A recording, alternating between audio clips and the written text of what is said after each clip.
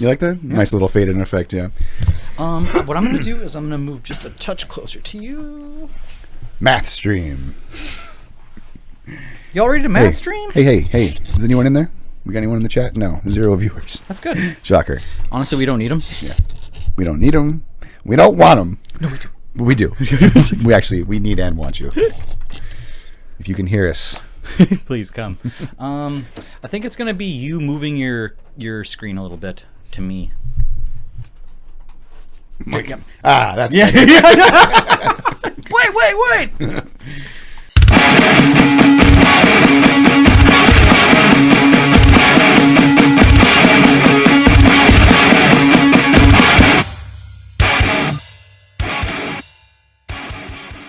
Hey everybody, welcome to the 121st episode of Mathcast. I'm your host, Christian. And I'm your co-host, Levi. And before we get started, just a quick reminder to please check us out on Patreon if you want to get some cool exclusive benefits like access to our Discord and livecast. And give us a follow, give us a like, leave us 5 stars if you like the podcast, and let us know. So, the first band we're going to talk about is Layer Zero. And Layer Zero are a tech grind band from Palm Desert, California. First of all, love saying that. Love seeing another... Yeah. California just needs more music like this, and I feel like, unfortunately for Northern California, it's mostly happening in SoCal, but... Mm-hmm. We got some California chaos on this episode. We do. And more on that in the next episode as well. Mm-hmm. So yeah, as I mentioned in the description, the band is primarily leaning towards grindcore, I would say, in their sound. They take a lot of influence from, Discordance Axis, Gridlink. I'm definitely going to throw in just the word screamo here as well. Screamo grind, The vocals are sort of the crossover element as well. Absolutely. They're very like screamo, emo violence kind of. So chaotic. What I really like about Layer O is the the high-pitched screaming, but then they also bring down to that mid-range kind of lows at points. There are some good growls as well. Really nice layered vocals going on here. Dude, I just want to say right off the bat, the fucking breakdowns. I would like to say the best thing about this kind of genre, that screamo grind, where the breakdowns are included. We're going back to like Destroyer, that kind of stuff. Where with those vocals, it's very reminiscent of that. But like the breakdowns, or the See You Next Tuesday ones, where it is only 5 to 10 seconds of a breakdown. And you know what? I know you want more, but that's all you're gonna fucking get. Dude. What is better than being left wanting more, though? Oh, getting that blue ball kind of feel with the breakdown. It's fucking great. I mean, okay, how about this? Like, just on the breakdown thing, Collateral Damage. We're gonna go that 15-second breakdown track. Very short and sweet. Fucking amazing. Engineered Consent. If I could literally put that 15-second track on repeat for the most of my day, I'd be pretty set, dude. I'm happy, Yeah, that's a nasty one. I also thought that Disintegrating Chuds had a pretty fucking good breakdown as well. Some Absolutely. Good, really nasty lows on that track in particular, just to touch back on the vocal approach. Engineered Consent. Yeah. The fucking pedal work on that shit. Ooh, yeah. Engineered Consent's nasty too. Yep. Yeah, lots of good, for sure. That one really rocked my world as well. This album is relentless. Yeah, it is. Yeah. This is a really, really promising debut release for sure. They even have a lot of... they really cross into Mathcore territory as well, especially on Ruled by Tunnels. Yes. In a lot of ways, this band reminds me of Euclid C. Finder with that approach, where they're kind of hybridizing math grind and screamo all together. Yep, well said. This takes me back to like earlier projects like Tyranny of Shaw. Definitely some just early Robotic Empire releases. Good call. It's fresh. It feels new. It sounds new. It's provoking, thought provoking as far as like just listening to it. I'm like, oh fuck, I haven't heard that before. Oh shit, that breakdown was amazing. But it still has this nostalgic feel of just the screamo grind from back in the day, the early aughts. And part of that, one component of that for me personally is the jazz breaks. Dude. It is a teaser. You forget about that time where it's just like dip, wow. Yeah. It's like, and they do it twice to you on that fucking album. They do. You sons of bitches, you guys. Yeah. They didn't overuse that mechanic, but 2 tracks was just enough to hear that feature for me to be like, I love this. Yeah, go right into it. The end of the first track, Molotovs, which is a fucking banger, by the way. I love the like the Psy Opus like part where it's like some like really wild guitar noises. I think it's like probably whammy bar work, I'm assuming. And yet, sort of to reinforce the Mathcore thing again, Ruled by Tunnels, the arrangement on that track is just disgusting. It's like it's multi-arced too. it's got different arcs, you know what I'm saying? Like the first half. This was a single of theirs, and this is my favorite track of it, just because of the levels. And I'm waiting for levels. I'm waiting for the end of the track. Exactly. I'm like, just about to say, I know it's coming. I know it's coming. Like the pick scrapes on that are just fucking next level. Excellent work on that. So really, really well done. The first 3 tracks are the lengthier ones, and then really from track 4 on, it is just an onslaught of pretty short, sweet tracks. Got some inserts, breakdowns. I would say after track 4, the album blasts through pretty damn fast. So be ready for it, you know. And this is an album too where like you really kind of watch your whatever you're looking at, like see the track listing, because like you're like, oh fuck, we're in another track. We're in another track already. It's over in 10 minutes basically. It's amazing, dude. I really so promising. I don't want a saturation of this, but I will just say it just because I'm greedy. I would love a few more actual functioning projects that are like this these days. You just don't get this sound as much, you know? So you don't. Or just well done like this, where it is chaos, it is relentless, but there is some structure, there is some little breaks here and there. Lots of attention to detail here. Like there's a lot of subtleties and like riff hooks for me that keep me coming back in particular. That's what so much chaotic music lacks, is the hook, the memorable part that will make you replay the track just to hear that part. Exactly. Ruled by Tunnels certainly brings a couple of those parts in particular. So are you agreeing that's probably the track we're doing? 100%. Okay. Yeah. I gotta say, we just gushed about this. I'm giving this a 9 out of 10. I'm gonna give it an 8. Yep, I figured that. Yep. Yeah, I mean, I really do enjoy it though. Like this is top notch. Good cop, bad cop. I mean, if that's even a good cop, bad cop. Like, how am I an 8 out of 10? Are you kidding me? Yeah, there's basically, I do feel like the discordance axis influence is a bit prevalent on the earlier tracks, I guess. I don't know. That's just sort of my one takeaway. It is an EP, but the production is actually quite good on that note for being an EP. I threw this bitch on the contenders for the best of at the end of the year, man, for sure. Oh, this will be definitely cracking my top 10 EPs for sure. Yep. Yeah, really enjoyed this. So I think we pretty much agree on the track here. I'm just sort of looking to make sure I didn't miss any points I wanted to make about this, but I think at this point we'll just sort of be beating a dead horse here. This is really, really good. If you're a fan of grind, you're going to love this. If you're a fan of mathcore, you're probably going to love this too. So let's go ahead and give him Ruled by Tunnels, which is track 3 from Layer Zero's new EP, which is called The Dead Are Not Silent, and that came out on August 1st. Here we go.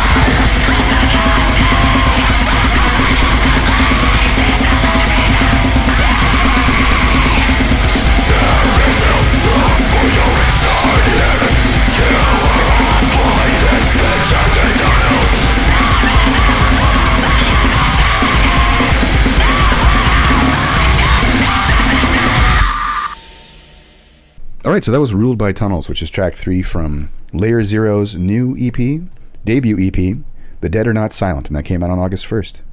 Forgot to say that in the intro because we were getting so carried away there. We got excited there. We did get excited, yeah. Also wanted to mention, band really reminds me of Maruda. I really insist on citing that band because I feel blasts. like, the breakdown, the pinch harmonics, another sort of relevant comparison for me.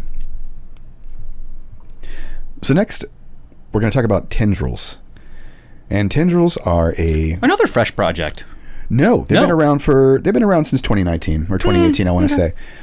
But they just dropped their debut full length, so that's probably, they're not like... That's where my confusion was. They went on hiatus. So the story with this band is they had a vocalist who engineered this new album, Dan Couch. So he was the vocalist back then, but now he's just the engineer.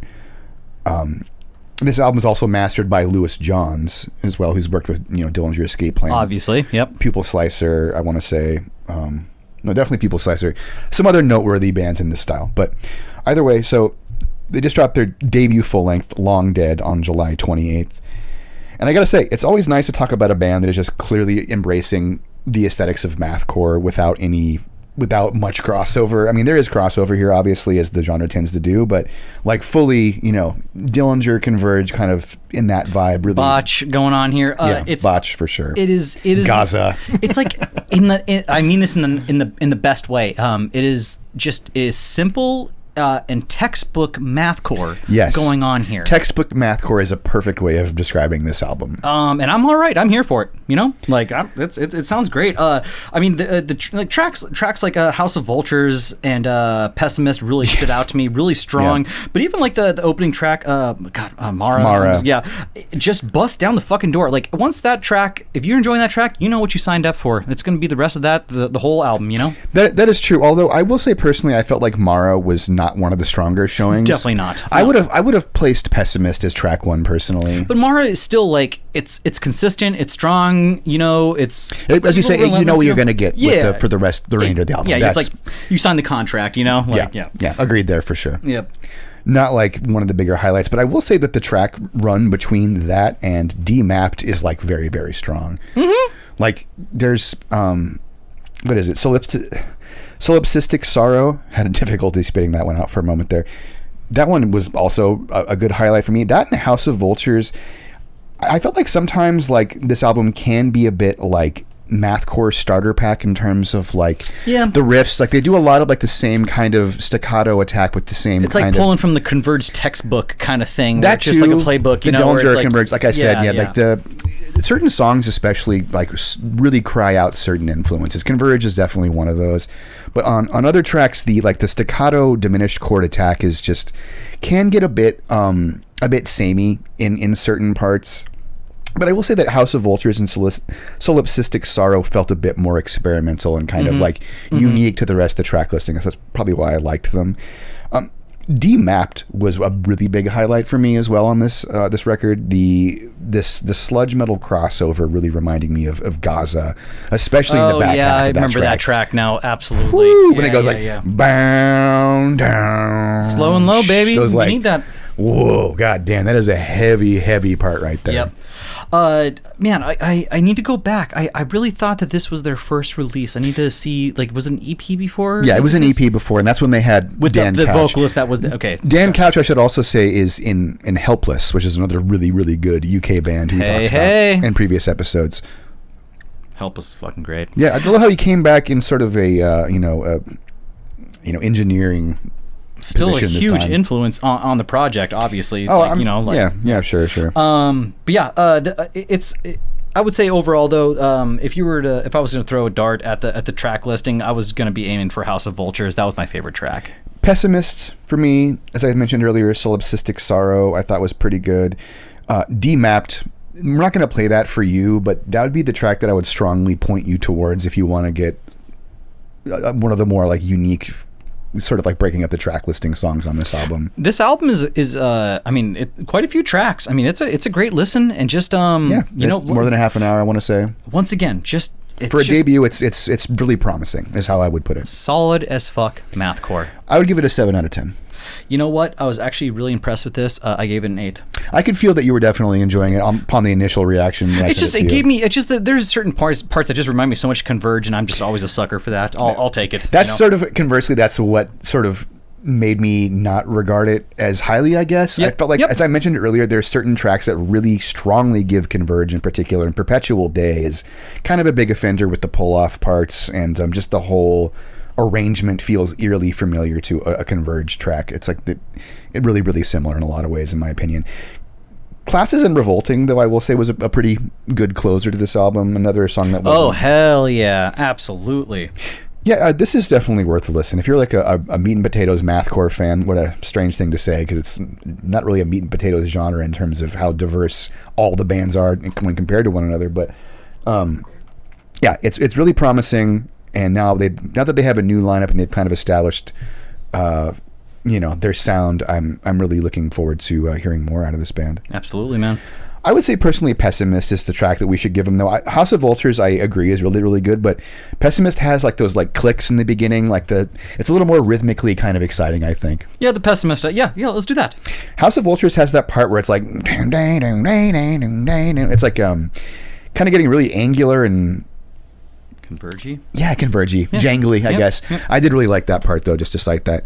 But yeah, so we're going to go ahead and play for you The Pessimist, which is track 2 from Long Dead, and that is Tendrils' debut full-length that dropped on July 28th. Here we go.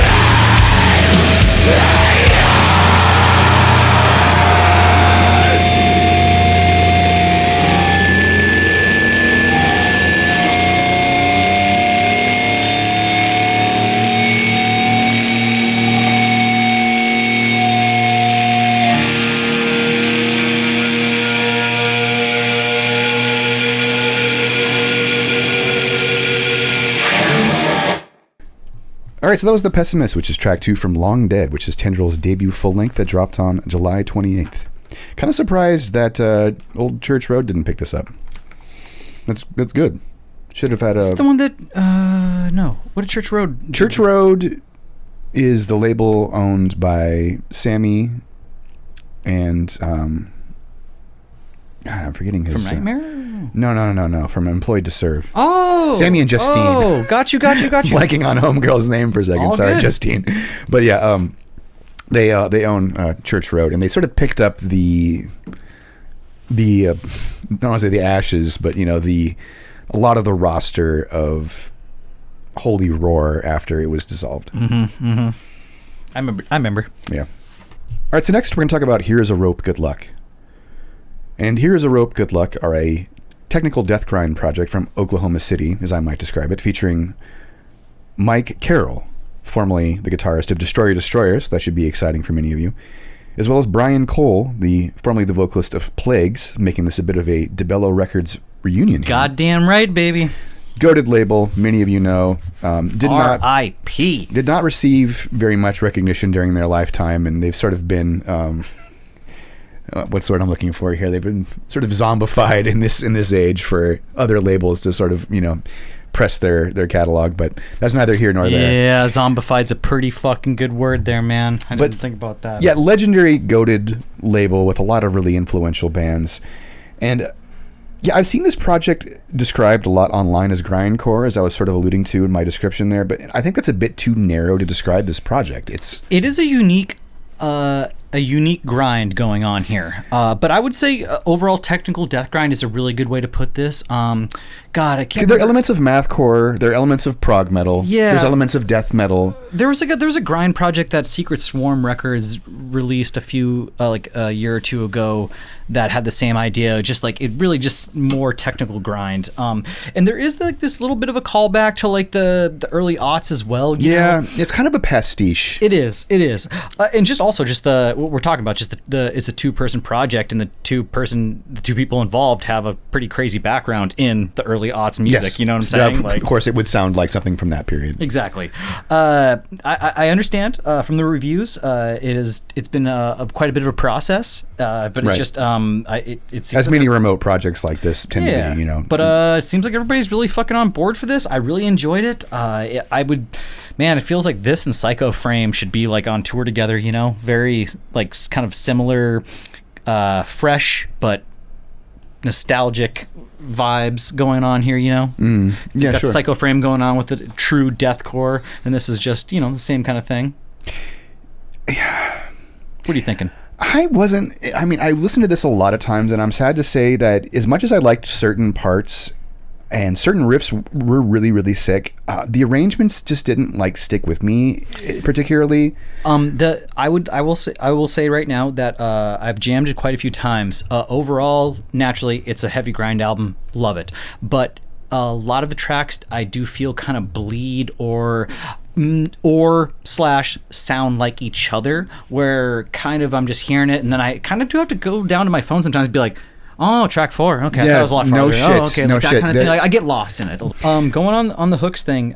Towards the end of the album, there is a track, "Pigs Get Fat, Hogs Get Slaughtered." That's a great song. That has some fantastic guitar work. 100% would cite that as one of the better tracks on this Absolutely. album. Agreed. I want to say as well, "Starting a Fight in an Empty House." The best track on this album. Best track on the album, and obviously since that they have a music video, highly suggest them to check out the music video. It's just an art piece, No, I disagree. You don't like it? Okay, horrible. I like it. I'm going to be a hater here. Maybe I just like the track so much where I was just like, yeah. I'm going to be a hater about the music video here. I think AI music videos are bullshit. I think that was a missed opportunity. Was that really? It's AI. Huh. And I don't think that many people cared or even picked up on that, which is fine. But fucking give a shit. I'm personal standpoint, I did not care for that. But that's not really pertinent to this review on the actual. What do you want the music. band to lip sync in an empty white room? No, not necessarily. But again, you know what I'm talking about. I do. I know. Warehouse, empty fields, forest. I'm not necessarily saying that I was expecting a performance video out of a 2-person internet project, but a little more care or thought into that would have been nice. Yep. But again, that's not really pertinent to the review of the music. It's just more of a very small I didn't like the music video. I'll just say that. I don't like AI bullshit. As far as the album goes, mix and production, fucking top notch. God, I disagree with you there really? too. Yeah, you don't like it? I gotta disagree. It's so sterile. Huh? Especially it's really noticeable for me on the first track. Wow, we are good cop, bad cop with this one. This is the first one we're kind of okay. There's components of "Here's a Rope, Good Luck" that I really, really like. I want to make that clear, but yeah, I feel like there is a lot of missed opportunities here, and the production definitely is a bit on the sterile side for me, and that does not help by the fact that the drums are programmed. So when there's synths coming in with that kind of makes the intro track a huge non-starter for me. There's barely any vocals until the end of the track. Oh, these There's motherfuckers never playing live. It's basically like an atmospheric prog opener that has hardly any bearing, or doesn't really it's not a characteristic of the rest of the album. I mean, whoever listens to the podcast, I focus on vocals and lyrics most of the time, and then other than that, my my points are just invalid, you know.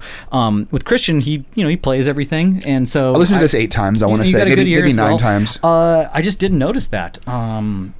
Yeah, the vocals come in like towards the end of the track. I'm upset that the drums are programmed. I'm not happy about that. Well, it's that's whatever. That's the drums are actually convincingly programmed, but it always goes back to the projects with the 1-person, 2-person projects that we talk about. Totally. Can they play live? How would it be live? Circling back to my critique, the drums. Yeah, the production is a bit sterile, not helped by the programmed drums, but I do think that the programmed drums are convincing. That being said, to bring it back to something positive here, because I don't want to linger on my my critiques too long here. The tracks I did Starting a Fight in an Empty House, very, very good. That's a very well executed track that reminds me of Colloquial Kiss or just the height of the DeBello label. What else can you say? This is a DeBello fucking artist previously, so if you like that sound from that label, you're gonna like this band. Pigs Get Fat, Hogs Get Slaughtered, also a fucking banger. Yep. I wish there were more breakdowns on this album. Is the other thing. I was waiting for him every time. I'm like, no. That's more like preference, I suppose, though.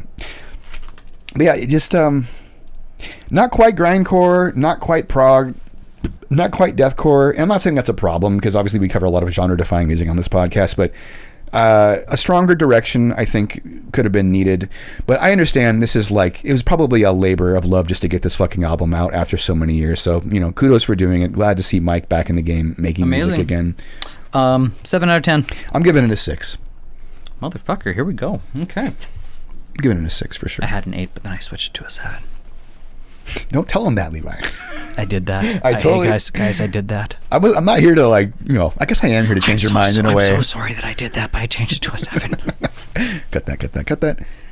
So in that case, we're gonna go ahead and play track 2. We both agree is the one, right? Yeah, dude, absolutely. So we're gonna play Starting a Fight in an Empty House, which is track 2 from Nothing to Write Home About, and that is Here's a Rope, Good Luck's debut full-length album that came out on July 19th.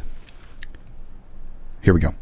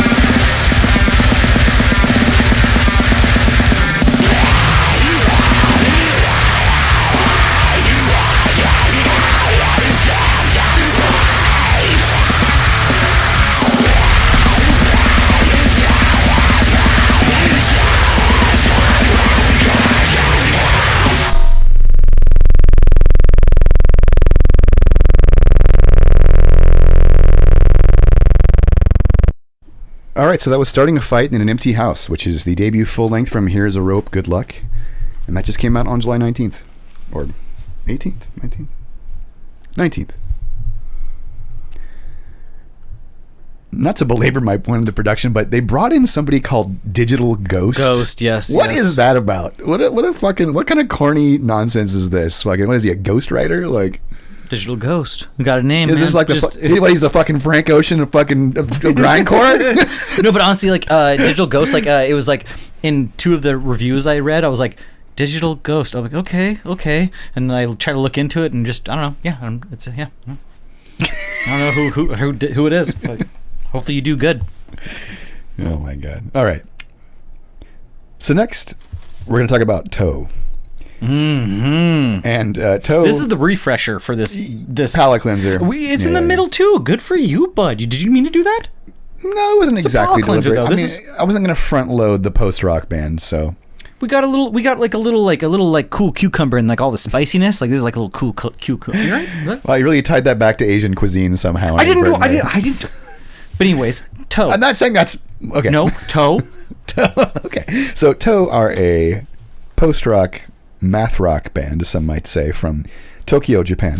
Like instrumental-y. They're instrumental. They're instrumental, but like there's some voices you'll hear through the tracks, like we'll get to like that. samples. Yeah, for sure. That's definitely a topic of conversation for this review too. So they just dropped their 4th full-length album, Now I See the Light, on July 10th via Top Shelf and White Noise Records. And shockingly, this is Mathcore Index's first time covering Toe on this podcast. Shocked. They've been active for over 20 years. But, I think it's mostly because as much as I see them described online as math rock, I'm disagreeing with a lot of people on the internet today. Their music really isn't mathy at all. Most of it is in 3 or 4, mostly in 4. There are a few parts that kind of have a 3 feel, but... It's like a little tappy, but it's not too mathy. There's like no tappy parts at all, basically. There's I guess maybe on their older stuff, not to my recollection, that tapping is not like a real signature technique of theirs, but...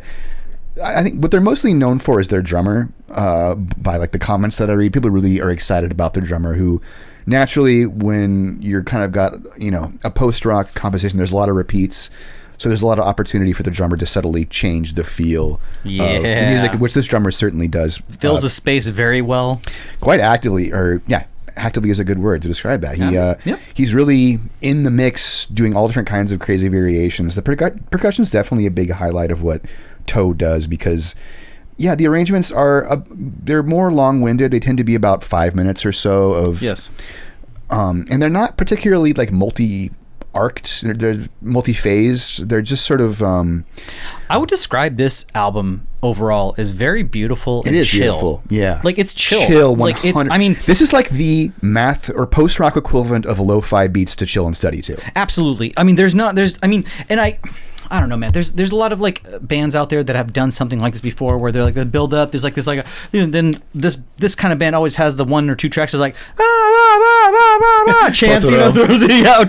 Crash of Rhinos. Buddy, what you just named 2 of them that are exactly what I was. Clever Girl. Yes. Oh, I would put all of those in the FFO for this buy. American Football to a lesser extent too. Fucking sign me up. I love them all. Game on. Yeah. But like I was expecting that, but like I kept listening to the tracks and I was like, okay, but then I feel like the second part of the album definitely has more of like vocals. A vocal influence going on. Yeah, so to circle back around to that, they more recently have started to implement vocals and vocal samples into their songwriting, as well as here for it. Yeah, as well as vibraphone. I think the vibraphone was a really nice addition to reinforce the chill vibe. Close to You, I believe, is where they use the vibraphone, and then a little like vocal insert as well. The vocal sample on that is masterful. It's my favorite track. Exactly, same. Came back to that multiple. I'm so glad you say that. Yeah, in particular, the sample. I sent that track to homies today that aren't even into math rock. Be like, you know what? You might like this. Yeah, it's really, really nice and chill. The repetitive sample is actually used to really great effect. Mm-hmm.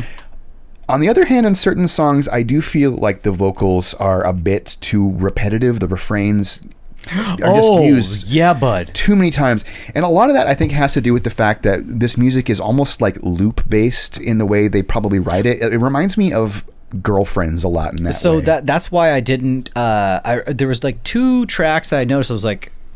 It was just on a loop, ultimately. Mm-hmm. And so I had to like... I was kind of like losing myself in it, looking out of the train, kind of listening, and then I'd be like, what the fuck? And I'd go back, I'm like, oh, right. Just literally there's not like... Their compositions are not what I would describe as dense. There's not like, wow, there's so many parts in this song. It's really kind of just like a real...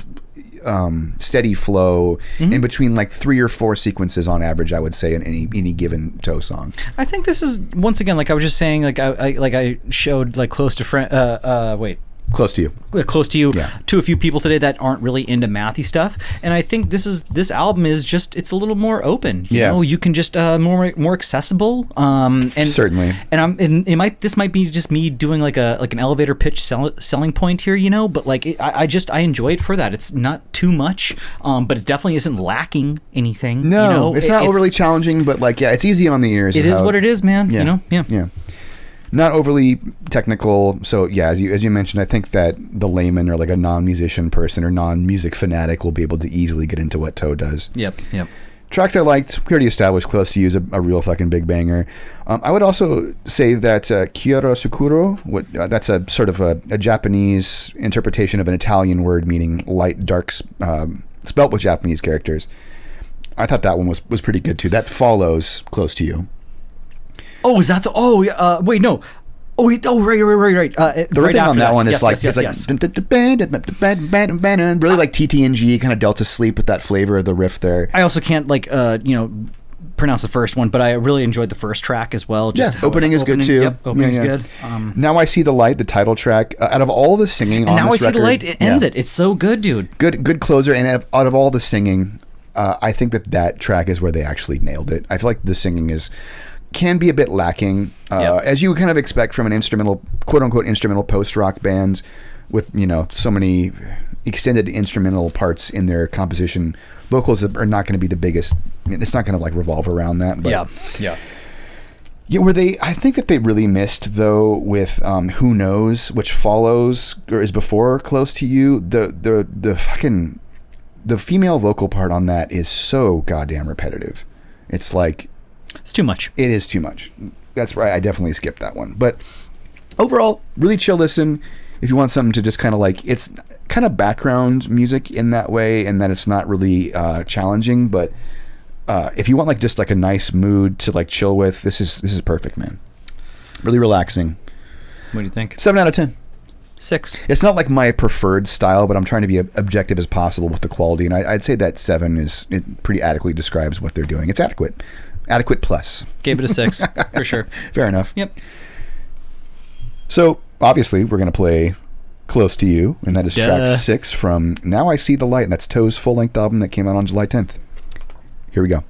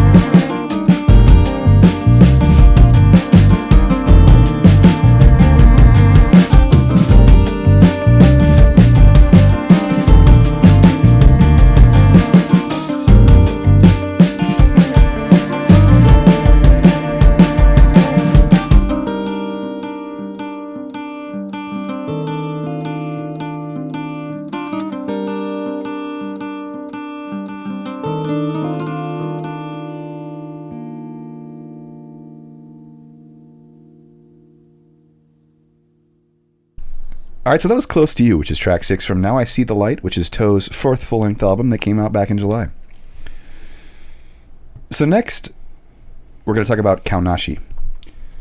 And Kaonashi are a metalcore band from Philadelphia, although they're quickly shedding that tag. We'll get to that, though. Mm-hmm. And they just dropped their new EP, A Second Chance at Forever, The Brilliant Lies from Casey Diamond, on July 26th via Equal Vision Records, which has been their home for ever and ever, man. It's fucking crazy. Peter works for Equal Vision, as I understand it, so that might help. That might help. I'm sure it doesn't hurt. But that's neither here nor there. So they just we already talked about the release, but so this EP does kind of mark a pretty drastic stylistic departure, doesn't it, when compared to like the last 2 releases? It really does. But it's like the style is changing, but the theme continues on. The Kaonashi metaverse is definitely continuing into this EP, as you can tell with the character name. Yep. Casey Diamond is now the titular focus here. Yeah, so naturally, theatrical journey through the muddled high school romance, Mm-hmm. It's a little wide-ranging complications and horrifying discovery. In the conclusion, we can't do any spoilers, but you gotta, if anything, Christian, this is the one album, you gotta read the lyrics. Yeah, agreed. I feel like Kaonashi is so lyrically driven that you're doing yourself a disservice to like not. You have a story within the album. You have to try to understand the story, I think, to really like garner a greater appreciation for what this band does. Yep. It's kind of like High School Musical for hardcore kids. I totally agree. Absolutely. I say that also in that it's. What were you gonna say though? I literally no, nothing. I just fucking Kaonashi. How many of y'all are drama kids going on here? Because it's pretty. I mean, it's unique. It's I would say.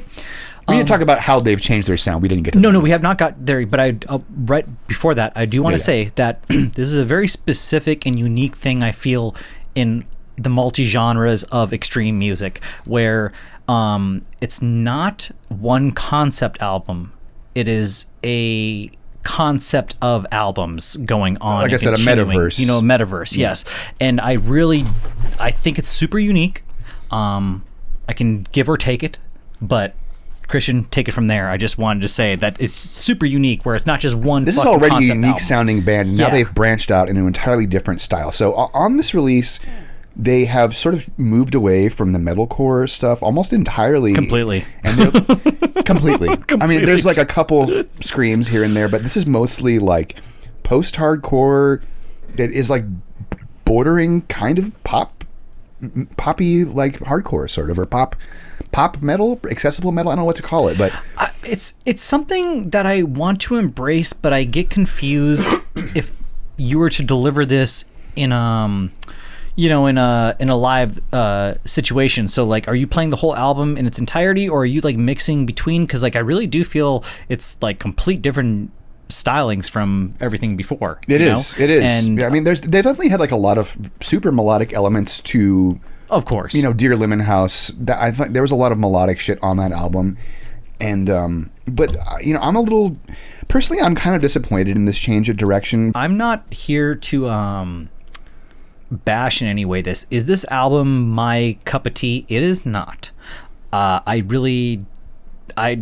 direction kind of took me off guard, and also we review these albums, we listen to them for maybe 2 weeks, and we do that whole thing. Sometimes they wear on us more. We appreciate it more later on. But what I do think that if this band is actually going to continue kind of like forming more and more, may that be good or bad for my preference. I think it's a kind of a cool concept where you have concept albums and also your sound is changing through.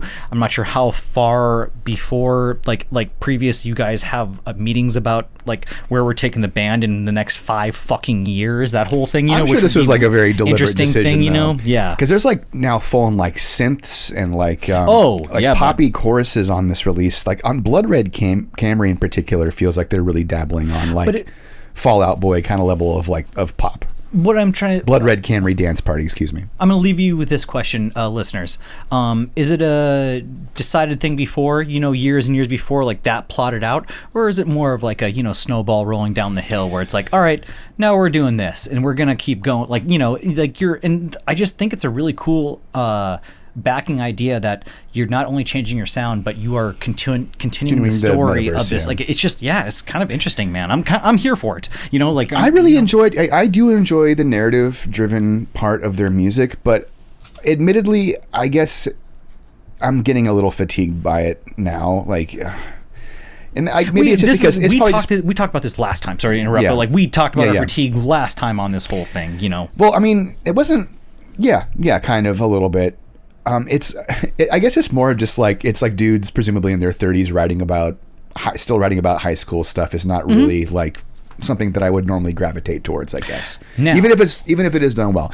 And that's the reason I can't hate on this release, even though it's not my preference. They are doing all this shit really remarkably like well when compared to the other artists, you know. So you see the the 30s and everything compared to the being in your teens in high school, like. Overall, as far as growth, sometimes that's still like not that long a time, and I think like, not to say they've forgotten what it's like. Obviously, they haven't, because they're still writing about it. But like lyrically and stuff, when you read this, and it's a continuing thing. Like, I do think that the band, if not just the vocalist, the rest of the band, they are still like writing about stuff and kind of this is kind of like self therapy. Yeah, totally. I mean, I don't want to like invalidate. That's what I want. That was my main thing. I'm just like, because I do know that there's like, these are like kind of like it's based on a true story kind of thing. It's not the real deal. Like, maybe we add some more beef to it. I very carefully phrased my comment on that, but I wish it would have gone in the direction that the last EP was going with, like the Moshi shit. I was like, oh, finally they're going back to like the direction of their older stuff. Like, I just listened to their first EP. Switcheroo. I just listened to their very first EP today, and goddamn, that shit is nasty and super, super heavy. And I kind of missed that a lot about what they were doing, and now it's taken a complete 180. And then I'm pretty sure the idea is that this story. If I read the reviews right, they are kind of going from they're starting at the end and moving to the beginning of the story. Tarantinoing it. Yes. So that's another thing that's kind of unique about this. So, it's for anybody that wants to like go out and just like initially like hate on this band, you might have to do some fucking research before you. There's so much less to hate on here than there was in previous releases. Like, there's none of the divisive. But it's just some true artists, just like putting so much like pride and just like depth behind your project, know. It's just I mean, really, truly. Yeah, there's a lot of attention, even if it's not like I'm like personally vibing with it as much. I really have a lot of appreciation and furthermore admiration for what this band does, because it's everything they do is like really quite good. So hear me out. So I've liked every arc of this band so far from day one, basically. I'm going to say my two favorite tracks, which is kind of unique this time. Favorite track first would be the opener, Blood Red Camry Dance Party. And also... That's your favorite track? Really? Wow. No. Oh, hear me out. That's definitely the more like poppy one too. So.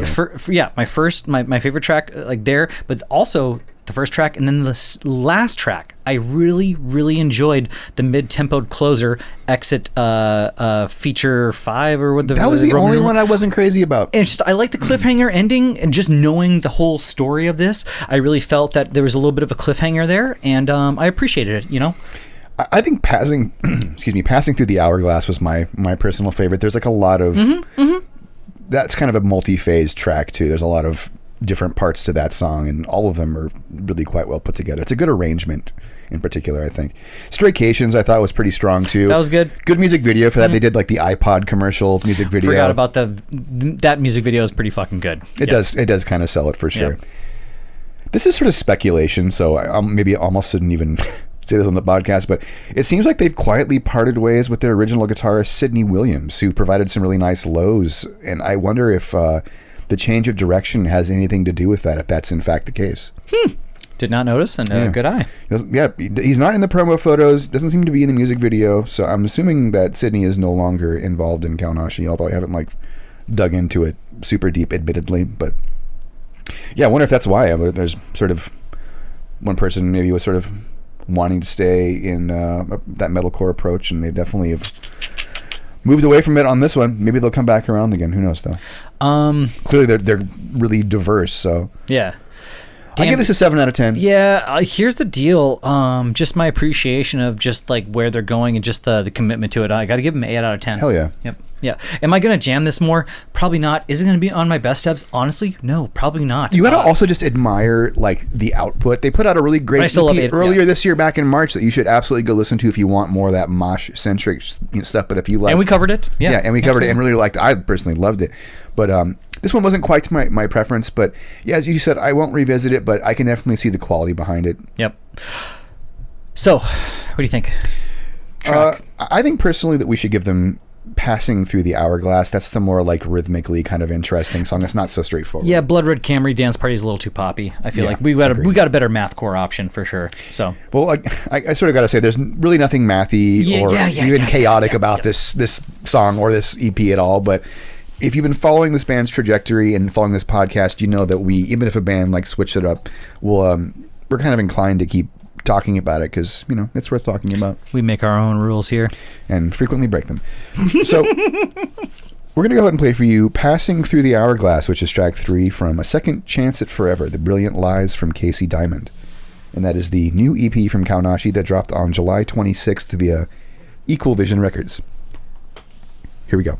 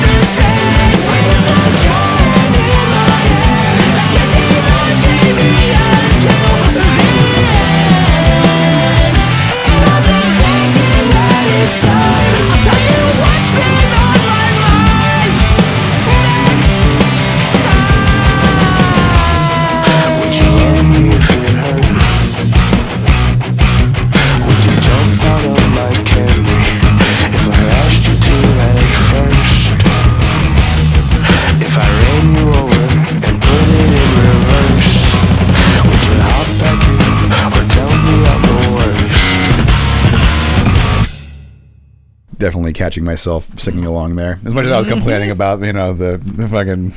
I like to complain. What can I say? But, honestly, it's the narrative thing does make it does add that extra layering though, for real. That track was catchy. Very, very good.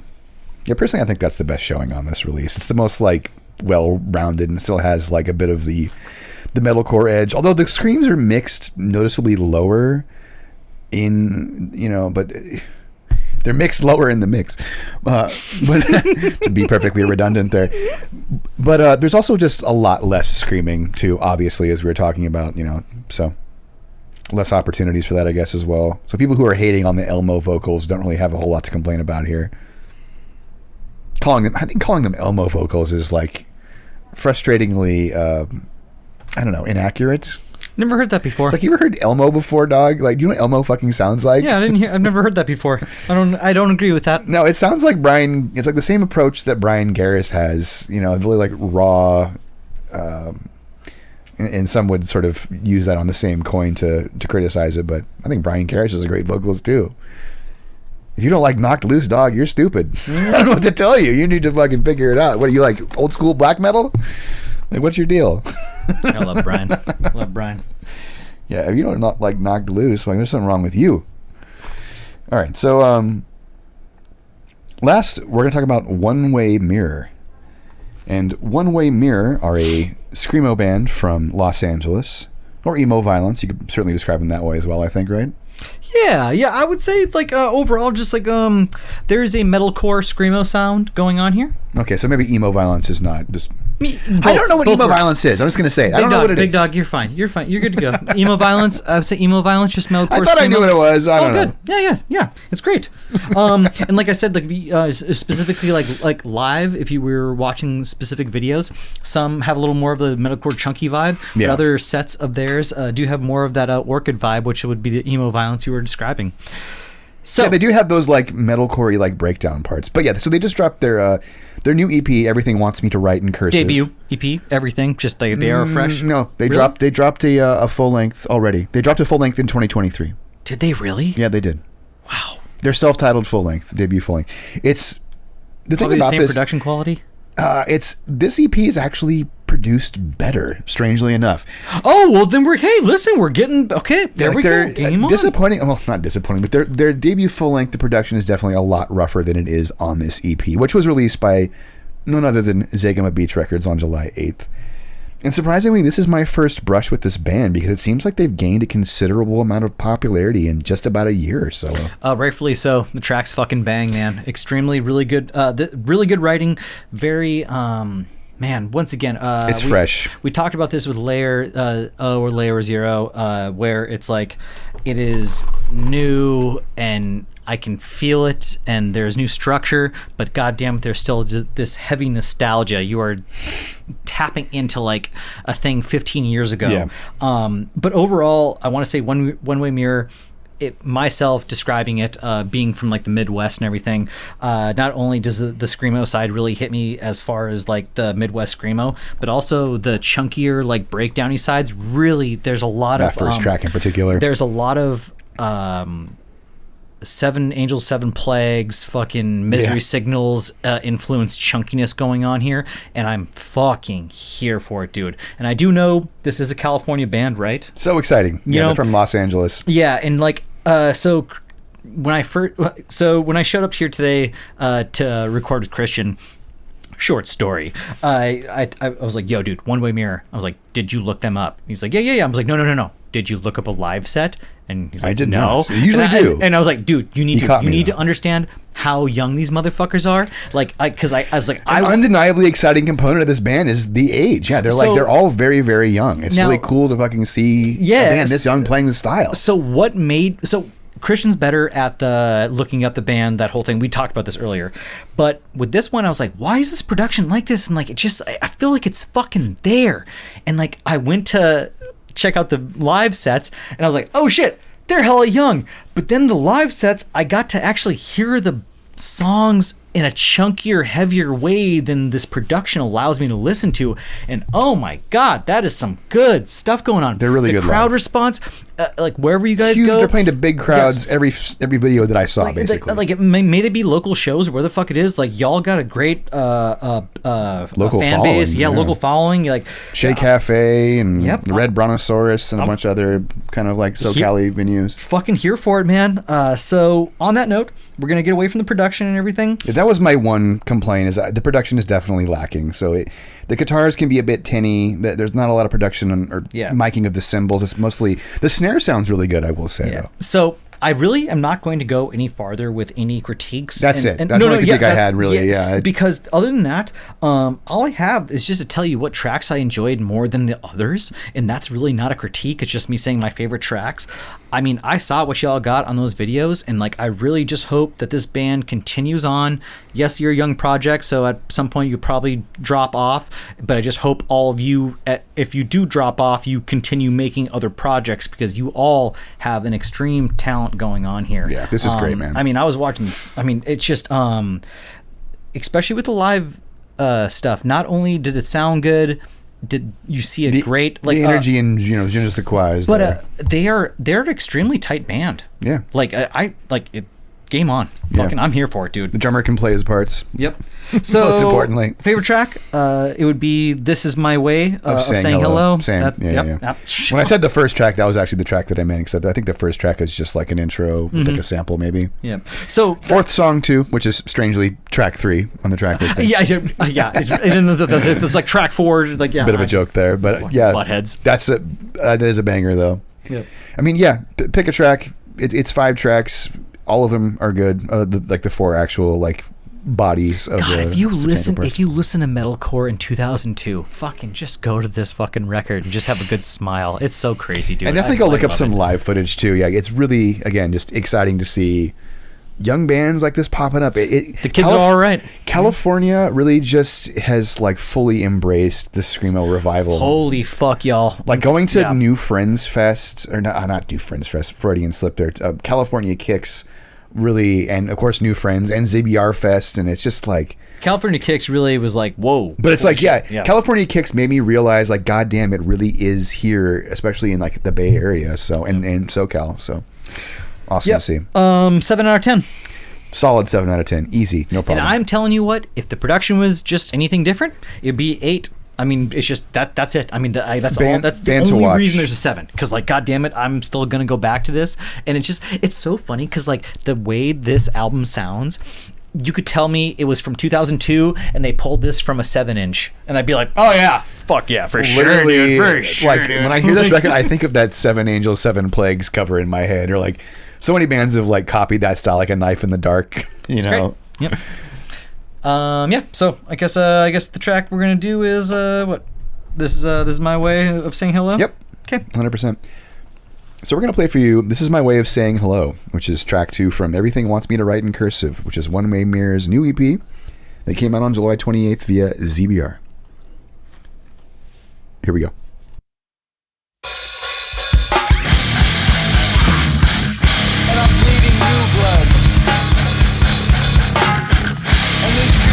Picture on my neck.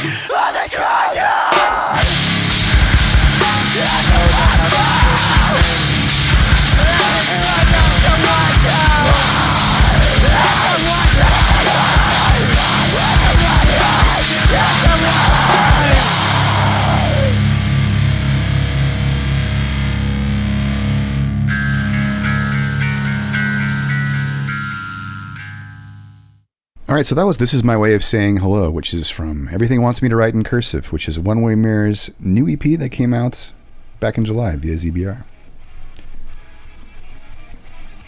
So we're basically about done here. Yep. I guess there's really no news to go over in particular. Hopefully y'all are out there catching that See You Space Cowboy, Callis Dowboys tour, because that's just fucking fire. Yep. And Omerta as well. Sadly, Great Falls had to drop from their tour. I guess that's kind of a bummer to hear. Bummer, yep. We were supposed to see them yesterday, and wouldn't you know it, somebody got COVID. So, didn't see Great Falls, and then this is shameful, but neither one of us ended up going to the show. I think that kind of took the wind out of our sails a little bit. And then Lockslip played recently too. Yeah, Lockslip was just in the Bay Area, but sadly I couldn't make it to that one. Yep. But yeah, Which, I'm remiss about because they're so fucking good.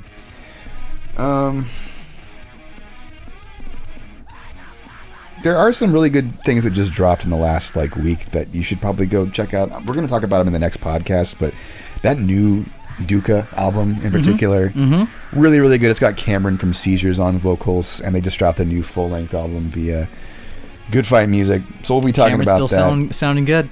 Yeah, he sounds like Sean Ingram, like a better version of Sean Ingram. Yeah. Like if Sean Ingram could actually do vocals really well. I like Sean Ingram, but I feel like Cameron is he's great. He sounds like him, but he's just better, honestly. Yep. There's this really sick Polish mathcore band we'll be talking about, I think, in the next episode as well. Pythagorean Theorem. Yep. Holy shit. That was, speaking of MySpace shit, that was definitely taking me back. Annalita dropped a new full-length album. We talked about them previously. What else we got? Yeah, I think that's it. Oh, here we go. Here's one piece of little news. Better Lovers X Every Time I Die, Dillinger Escape Plan. You already knew that. They just announced their debut full-length album and a new tour with Full of Hell and Gouge Away. Unique lineup. Yeah, definitely a unique lineup for sure. And their new album is called... It's called Highly Irresponsible, and it's out October 25th. So I gotta say, I'm not overly excited for it. It's whatever. Yeah, they dropped a new single for it, and it's called A White Horse Covered in Blood. Yeah, it's everything that they've done so far has kind of been a 7 out of 10 for me. Yep. I'm just not crazy about... Doesn't grab me at all. No. It does not grab me at all. Yeah. But what grabs me even less, and this is actually newsworthy, is Mini Eyes, who have parted ways with the guitarist, I believe his name is Charlie something. One of the two brothers. Basically, Keith Buckley, what he has done is he's started a band with two brothers and then kicked out the guitarist, one of the brothers. So now the other brother is basically in the band, presumably probably just trying to get a paycheck off this tour they've already announced in this album. So, enough with the brothers. Ooh, a bit of a sticky situation there. Yeah, what is it with the constant brothers drama and this? That specific thing. Why are the brothers always? Anyways, whatever. It's not like those two brothers are pitted. Maybe they are kind of pitted against each other in that way. Yeah, he's put in an awkward position. This drummer guy. Now he's got his obligations to the band. The romance is lost at some point. Meanwhile, the guitarist who wrote the entire album has to sit back and watch Mini Eyes go on tour with his material that he wrote. Hate it. It's what happened? Did he have a drink in front of Keith? It's so weird, dude. I just don't understand. No, it's I was really trying to give Keith the benefit of the doubt this entire fucking time, because I'm a huge fan. A difficult one. Admittedly, it does. I think it's become pretty apparent who the difficult components of the given projects you can see. are. The writings on the wall. Yeah, especially when Ben Wyman came out and kind of wrote fucking Greg off as a contracted person. That really rubbed me the wrong way. As much as I love and respect Ben for his music, that wasn't particularly a cool move, and especially with Dillinger sounding, in my opinion, not as good as they used to. If you go watch there's a lot of comments on this that are sort of varied, but I am seeing a lot of comments saying that they sound bad. A lot of comments about the mix not being good, Dimitri being very static / stationary, which, to be fair, he's 50. and he's not Greg Puciato, who's a beast and one of the craziest frontmen of all time, just to like give Dimitri, a little credit there. But undeniably far less exciting and less good sounding, and every clip is like the 43% breakdown with like no vocals. No one's like posting footage of like the rest of it. Yeah, exactly. Yeah, exactly. And I'm just seeing like a lot of negative comments, and it just bums me out to fucking see my goats fall so low. Yep. It bums me out because I love them so much. But well, good to end on a high note then. Bud. All right, cool. So no, but there's like, we don't need Dillinger Escape Plan anymore. Like, the world can move on without that band. Like, I'm willing to accept. Also, every time I die, we can also move on past them. Clearly, like both bands had such a legendarily good run that it's hard to be mad that they're both over. Like, we've got Callista Boys. Like, Mathcore is moved ahead in a meaningful and quality fucking way. So I'm not afraid of change. Whatever. All right, let's go smoke a joint. So I guess that about wraps it up for the 120th episode of Mathcast. I'm your host, Christian. And I'm your co-host, Levi. And we'll be back again soon with some more sick underground bands. Good night and stay beautiful.